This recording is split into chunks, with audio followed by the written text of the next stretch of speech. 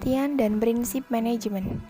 Pengertian manajemen adalah manajemen berasal dari kata kerja to manage yang berarti kontrol, dan dalam bahasa Indonesia dapat diartikan dengan mengendalikan, menangani, atau mengelola. Secara umum, pengertian manajemen adalah pengelolaan suatu pekerjaan untuk memperoleh hasil dalam rangka pencapaian tujuan yang telah ditentukan dengan cara menggerakkan orang-orang lain untuk bekerja.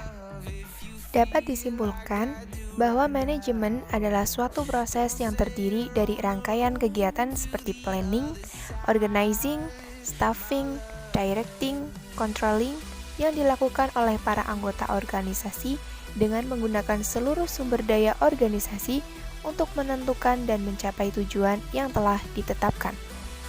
Definisi manajemen public relation adalah penerapan fungsi-fungsi dasar manajemen dalam kegiatan public relation.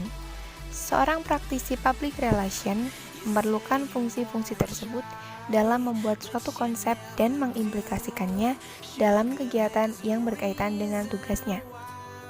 Selanjutnya yaitu prinsip manajemen.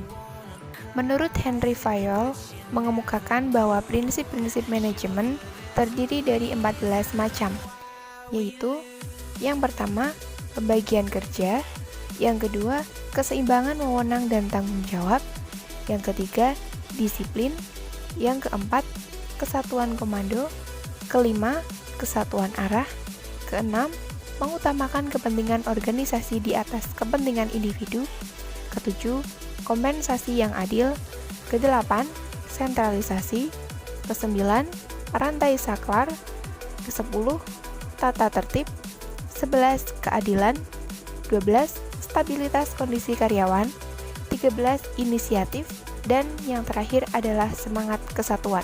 Dimensi manajemen menyangkut proses bagaimana kegiatan-kegiatan yang telah dirancang dapat diimplementasikan untuk mencapai tujuan organisasi melalui prinsip-prinsip manajemen. Fungsi manajemen. Yang pertama, fungsi manajemen humas. Fungsi atau aktivitas kegiatan organisasi adalah untuk menyesuaikan diri dengan lingkungannya, menentukan struktur kerja atas dasar kebutuhan dalam mencapai tujuan. Fungsi atau dalam bahasa Inggris function berarti penampilan, perbuatan, pelaksanaan, atau kegiatan. Fungsi humas adalah 1. Menunjang kegiatan manajemen dalam mencapai tujuan organisasi. 2. Membina hubungan masyarakat yang harmonis antara organisasi dengan public intern dan public extern.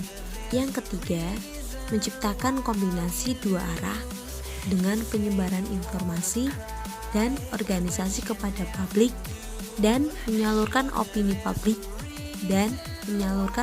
publik kepada organisasi. Melayani publik dengan menasihati pimpinan organisasi dengan kepentingan umum. Selanjutnya ada manajemen rencana. Setelah mengetahui fungsi manajemen dan menemukan sebuah masalah, selanjutnya menetapkan rencana yang harus diambil untuk menyelesaikan masalah yang dihadapi dengan melakukan riset yang telah dilakukan. Adapun jenis rencana ada dua. Yang pertama, rencana strategis. Rencana strategis bersifat umum yang ingin dicapai perusahaan dan mencangkup tujuan jangka panjang yang disusun oleh manajemen puncak. Dan yang kedua, rencana taktik. Rencana taktik bersifat lebih spesifik yang merinci tugas yang harus dicapai oleh masing-masing departemen yang ada pada perusahaan untuk mencapai rencana strategis yang sudah ditetapkan. Perencanaan merupakan bagian yang sangat penting dalam pekerjaan humas. Maka dari itu, pada aspek ini untuk mencapai perencanaan yang baik ada beberapa hal yang harus diikuti, antara lain mengumpulkan dan menganalisis informasi, mengidentifikasi masalah dan sebab-sebab pokok, mencari alternatif, memperhitungkan kekuatan, menyesuaikan rencana-rencana, memonitor aktivitas, dan menyeleksi metode monitoring. Pada tahap merencanakan program humas, hal pertama yang harus dilakukan adalah penetapan tujuan. Tujuan yang ingin dicapai bergantung pada ukuran kapasitas dan sumber daya, khususnya pendanaan yang dimiliki oleh suatu departemen humas. Tujuan ditetapkan berdasarkan masalah yang ditemui dari riset yang telah dilakukan. Ada dua cara melakukan riset, yaitu yang pertama, melakukan riset khusus atau formal guna mengidentifikasi masalah yang sekiranya memerlukan penyelesaian humas. Yang kedua, melakukan riset informal, misalnya dengan mengadakan serangkaian diskusi secara mendalam dan berbagai pihak guna mengungkapkan kebutuhan-kebutuhan komunikasi paling mendasar yang dirasakan. Berikut ini ada beberapa tujuan kegiatan humas perusahaan berdasarkan riset, antara lain memperkenalkan keberadaan perusahaan kepada masyarakat luas, mendidik para konsumen agar lebih efektif dan mengerti dalam memanfaatkan produk-produk perusahaan, mengubah citra perusahaan di mata khalayak karena adanya produk atau kegiatan baru, meningkatkan bobot kualitas para calon pegawai, dan yang terakhir memperbaiki persepsi perusahaan di kalangan pemerintahan. Adapun bentuk konkret dari suatu rencana adalah program kerja. Setiap humas dituntut untuk dapat menyusun program kerjanya, baik program jangka panjang maupun jangka pendek. Tanpa adanya program kerja yang terencana, humas akan bekerja berdasarkan naluri atau insting sehingga akan mudah kehilangan arah, mudah tergoda, mengerjakan hal-hal baru, sementara pekerjaan yang lama belum terselesaikan. Maka dari itu, program kerja harus dipersiapkan secara cermat dan hati-hati agar dapat memberikan hasil yang nyata, sehingga humas tidak akan mengalami kesulitan dalam memastikan sudah sejauh mana kemajuan dan hasil-hasil konkret yang telah dicapai. Strategi manajemen public relation. Istilah strategi manajemen sering pula disebut rencana strategis atau rencana jangka panjang perusahaan. Kata strategi sendiri mempunyai pengertian yang berkaitan dengan kemenangan, kehidupan, atau daya jurang. Artinya, menyangkut dengan hal-hal yang berkaitan dengan mampu tidaknya sebuah perusahaan menghadapi tekanan yang muncul baik dari dalam maupun dari luar perusahaan. Suatu strategi merupakan keseluruhan keputusan kondisional tentang tindakan yang akan dijalankan guna mencapai tujuan.